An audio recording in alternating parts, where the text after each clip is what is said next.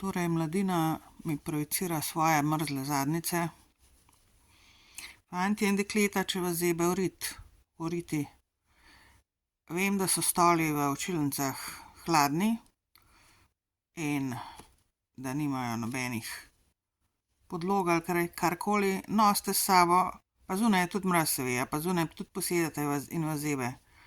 Nosite s sabo ali kakšne blazince manjše, blazinco, ali pa v vrečo dajte eno brisačko in se gor na tisto plastično vreto pol usedite z brisačo noter. Tretja stvar je pa,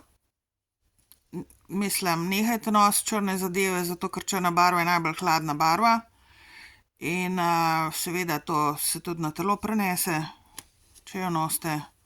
Spodnje perilo, hlače, karkoli. In blokira, seveda. Blokira vam katerikoli del telesa, kjer pač in hladi preveč, večinoma, oziroma vedno, ali pa večinoma recimo, vam hladi in vam blokira telo in tisti del telesa, kjer imate oblečeno črno barvo.